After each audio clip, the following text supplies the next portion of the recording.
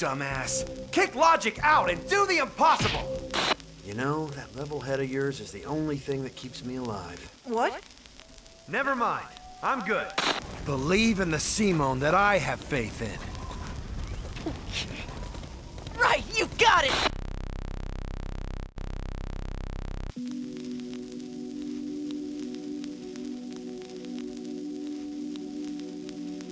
Kamina was weak.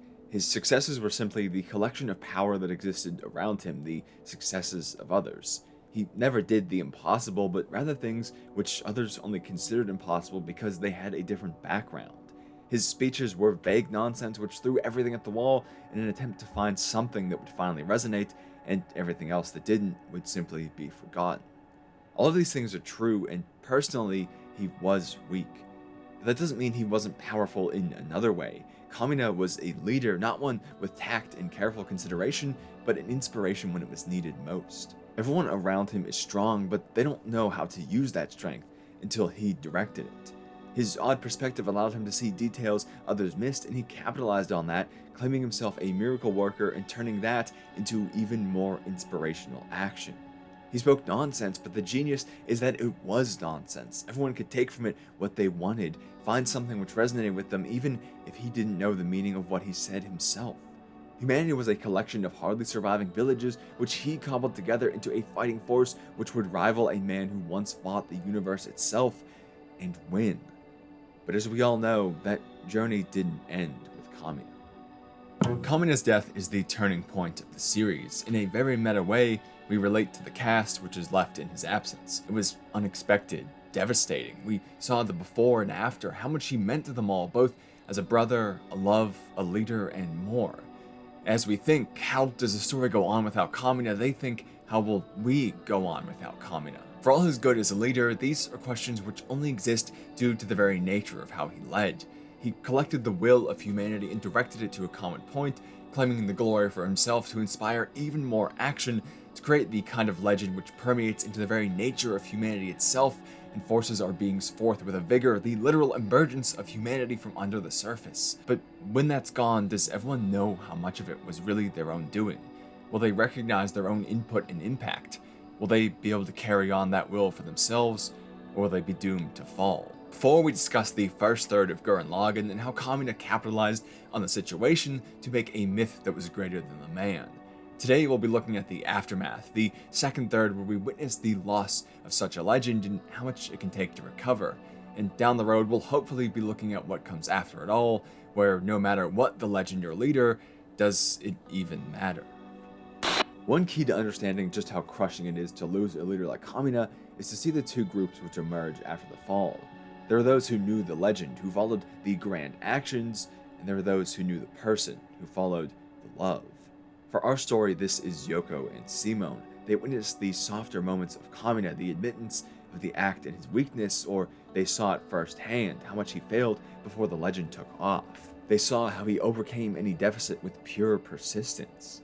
And this is what makes his loss so hard for them to follow, and why neither of them emerge as the leader when he dies. Because everyone else saw a man who rushed in headfirst and was guided to success by some kind of grand providence. That's all they needed to do as well. They could honor him in that way. Yoko and Simon knew this was false. They knew a man who cared, who fought through fear, who placed himself in danger for others to act, who put his own life on the line so others would see how much was possible. Are these things that they could really do themselves? Could they allow themselves to fall time and time again, brush with death day in and day out as he did, all while making grand speeches and appearing like everything was fine? He was their confidence, and without him, they don't have the confidence to be him.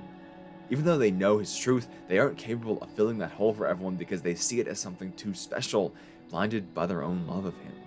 When Nia questions Kamina's importance, Simon and Yoko each lash out in their own ways because they can't describe what Kamina was like in words alone.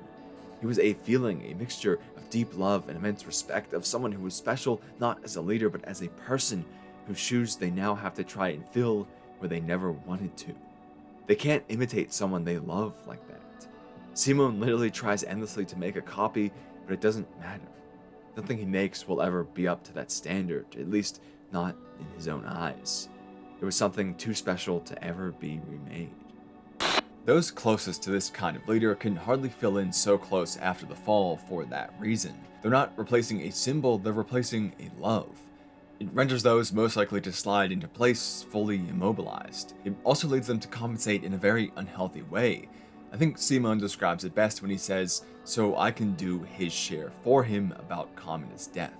He pushes himself to the extremes, fighting near endlessly in a constant stream of rage and brutality. He fights so intensely because he may not be able to take control, may not be able to be Kamina, but he can control what he does. He can fight. If you can't inspire others to strength and the situation calls for power, then simply take it on yourself. Force everything that was lost into terms of raw combat and place it on your own shoulders to fill the hole that was left as best as possible. I don't think anything says better how much they realize Kamina's efforts than this fact that Simon would drive himself to such lengths and admit that this was at least part of the reason, as well as his grief. And Yoko, knowing how important it was that Kamina was vulnerable with her, keeps everything in, wanting to keep up the strong front needed for the now hollowed Team Dai-Gurren. Even if it means being brash or rude at times, so was Kamina, right? Neither of them has yet realized that there is no the Kamina the leader, but simply there are Kaminas who are leaders. That day, we lost something that could never be replaced. I'll fight hard enough for both me and Bro, but I guess it was no use. The truth is, I can never be like Bro. What makes this even more crushing is these mentalities make them blind to the moments where they actually do become like Kamina. When Adine grabs Nia, it finally gets Simon to rush back to Lagann and try to start it once more. When it doesn't, he takes things into his own hands and rushes at the situation before him, although he's overtaken by everyone else in gunmen. But this is a time where he didn't let his failure stop him. Okay, Lagann didn't work, so what? There's still things that need to be done, so it's time to do it however works. He's literally leading the charge to save her, even if he doesn't do it himself, and that makes it even more fitting, because Kamina wasn't the one making his sentiment powerful, it was others who saw it and felt compelled to back him up. This is the first time Simon fills Kamina's role, and he completely fails to recognize it. Afterwards, he's depressed, seeing only the physicality of his own motion and not what came from it. The reason he doesn't feel like Kamina is because Kamina would have claimed the moment as his own, grandstanded and made a point of how he was the fearless leader who led the charge to save a damsel in distress. And because of his attitude and legend, people would have bought it. Simon is right when he says, I can't do it. I'll never be able to be like you, Bro. Because anyone can be a Kamina, and he just was. But from knowing the man, Simon is trying to be the Kamina, the one he knew and loved, not the leader they need. There's also the other side of things, the legend knowers. They suffer from a similar but distinct issue. They also don't see themselves capable of claiming the void that was left, but because they saw him as something superhuman, unique not for who he was, although that helped, but more so for what he was able to do. Or more accurately, make it appear he was able to do. They're able to remain more calm and collected after his passing because to them, the best way to honor his memory isn't by carrying on what he was actually good at, but the way he made it look. Catan is probably our best example of this. He's not the most dynamic character, but that's about fitting for this idea. He's Kamina light, he speaks in the same way, brags about who he is and his accomplishments, he screams and yells and acts like a savior, he's everything they saw Kamina for, and he's a complete failure as their temporary leader for this reason. Kamina without everything that happened in the background is a mess, probably one of the quickest ways to get yourself killed. Kamina rushed headfirst into near death because he knew someone strong would save him, and they always did.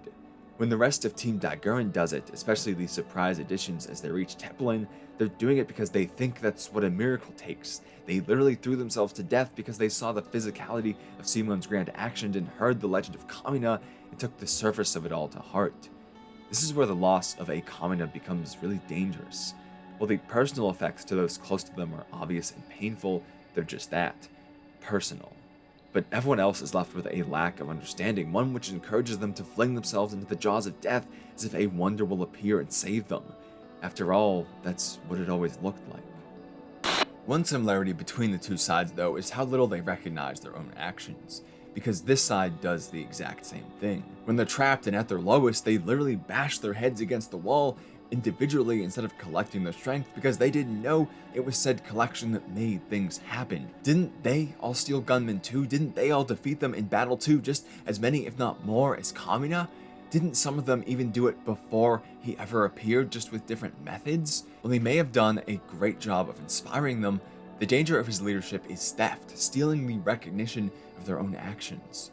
Gurren Lagann was the symbol of hope for humanity, but the second one half of it stopped working, they literally throw it away. Kamina was too good at what he did. They almost scrapped the literal key to their victory because it went unrecognized under his bravado. What if Lagann was gone? They would be doomed and never have even known why. Kamina was great, but he never prepared them to deal with anything like this because he couldn't. It would have broken the facade that made him powerful in the first place. And then back to this, another of the most fitting moments of Kamina's fall, because it shows all of this plain as day.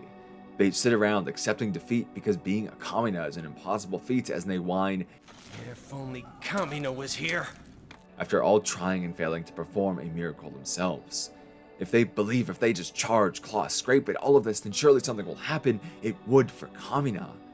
But what gets them out of this situation and the inspiration that pushes their fight forward to the final boss is Simon digging. That's it, just exactly what he always did, nothing more. But they all stare, they wonder in amazement at the sight of Simon's back digging the same way their fallen hero did. The only thing that changes this into a moment of heroism is the fact that they begin to recognize it as one. After all, them thinking their fallen hero was a legend is the only thing that made him so to begin with. The action doesn't matter, it's the faith that does. This is where we see the eventual rise, and it's because here they can finally start to understand what a Kamina really is. If their ears weren't caught by the sound of Simon digging, eventually they simply would have heard Lagann crash through and have witnessed another miracle. But there was no distraction, there was nowhere else to look, there was no way to hide the work which led to their salvation. Team Dai-Gurren was forced to understand what went into a Kamina moment right here, and I think that shows in what follows. After this, they have their own boisterous moments. They launch a flying kick and take out one of the 4 generals for themselves, providing key cover for Simon to sneak attack the remaining one, and then do something even more ridiculous to help him breach Teplin and face off against the Spiral King. These moments are where we see them acknowledging each other's roles more openly, like agreeing to which front of this war they'll fight on. They play to their own strengths, following Simon, but he's not the kind of legend Kamina was. He's just a boy who has the power to win their fight, if they all do their best to back him up, that is. So they do. There's no longer an oppressively high and false standard to live up to. They've recognized that there was the Kamina, and now that there are other Kaminas as well. And to jump back, how did Simon, and I think Yoko as well, get to this point to make them see this? Because as we said, they had a similar but distinct case, and this allows them to understand the situation better with help from an important lesson, the anti-Kamina. Nia, as the closed-off princess from Teplin, is blissfully unaware to the context of everything which she's now witnessing, and that makes her one of the only people who didn't know either form of Kamina, the man or the myth. It's because of this fact she can provide this fresh take that puts Simon and Yoko back on track. She sees Team Dai-Gurren for everything that it truly is, something downright and utterly amazing. It's not a downtrodden group of nobodies who lost their all and everything, it's a whole host of fresh faces who are powerful and unique. She never suffered the robbery of acknowledgement, there's no veil that places Kamina before all this grand nature. She's so unintentionally brutally honest with this fact because it's plain as day what they've done, how far they came. I cannot get to know someone who isn't here, but also, you cannot rely on someone who isn't here. I know that you were the first one to run to my rescue, Simon, and that was very brave and kind. Just who the hell do you think I am? I'm not my bro. I'm me! She tells Simon, You rescued me from that awful gunman all by yourself, remember? But that wasn't... I believe you can do fine on your own. this is a thing that happened. They were both there, they both experienced it, so why can't he see it like she does? Nia highlights Kamina's dangers in this way, showing us how incomprehensible it is to believe that one person alone was what made them powerful. To her, they're all a Kamina. When she tells Simon, You'll never be your bro. I think you should always be yourself. it's in this context. Why does it matter if the actions taken are under the name of bro or Simon? What matters is that they are taken, does it not? There was nothing inherent to Kamina that made all of this possible. It was a ruse, a crudely cobbled together act that came at the right time and the right place to work. Again, with Simon's digging, it's just like that. A long process, a slow haul that failed and failed and failed until one day they hit a soft spot through luck.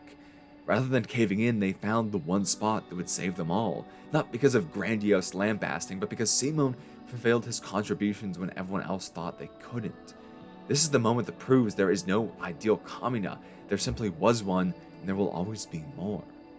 But just doing what you would have anyway isn't the stuff of revolutions. If things were left there, then the good aspects of what Kamina brought, hope, inspiration, determination, would be lost in a grind of nothing unusual. Nia provides us with the replacement, which ties these individual contributions together in a revolution in a much healthier way than collection under one man's banner. She brings them the idea of faith in everyone. Take what they had for Kamina and remember that they were the source of that power, so they can do the same for anyone at any time. When she's held hostage and Yoko is the only one to step up with a potential solution, Nia, the one most in danger, doesn't question it. She knows Yoko has her best intentions at heart and that she's trustworthy with her rifle. She has observed the proof behind Yoko's contributions and then decided this was enough reason to make this her new friend's turn to be Kamina and placed faith accordingly. She doesn't stress or strain but lets herself flow naturally, allowing Yoko to do what she does best without interference. And it worked. A miracle happened through recognition of skill and faith in it. Fittingly, this moment, the hallmark of their friendship, can only happen because of Nia's strength too. When Adine first appears, Nia saves them by wielding her privilege. Without that, they would have been slain. They had no weapons. Simon and Yoko were still in their slumps. She saved them when it was her time to, simple as that. Then when Adine returns, Nia makes the fight harder by trying to do the same and failing. But they wouldn't be there without her, so this is simply balance, the give and take of playing on a team. Their mistakes are saved by Nia, Nia's mistake is saved by Yoko, and so on. The cycle continues. The idea that the same person should step up to every moment like Kamina is actually dangerous. It worked for him, but only to a point. Every moment of leadership has its good and bad. The only thing Kamina did different was save all of his ill up until after he was gone, and it overflowed, nearly drowning his comrades. Had he allowed others to be recognized, the pain would have been lessened. But then we can't blame him for this fully. He did try to recognize Simon. He made sure to mention how much he was and call him up to the stage at every possible time. But considering the power of two is more work than one, and so all hope was lumped onto Kamina. A weakness of his leadership that was not his fault, but one of the human mind and his desire for ease. But that's a topic best saved for the final video. But for now, let's get back to Nia. She also saves the new and reckless members of Team Dai-Gurren who fling themselves into Teplin, and I think that this is the right point to end on. Because this is a moment where she steps up, but simply to call attention to the very point we just made. She tells them that this is not their time, that there's no point in trying to force some kind of miracle and ending their own lives when they haven't rightfully placed their faith yet. But also that it isn't her time either. There is someone out there who can take advantage of this moment, play off of the action they've all just taken and save the day. Clear and loud, she says no more miracles, nothing behind the scenes, projected far and wide for everyone to see as she literally does. And it works. It saves lives, a combination attack of her faith and Simon's skill to back it up. As she proudly says to start her message, Well met, everyone. My name is Nia, and I am the head cook of Team Gurren.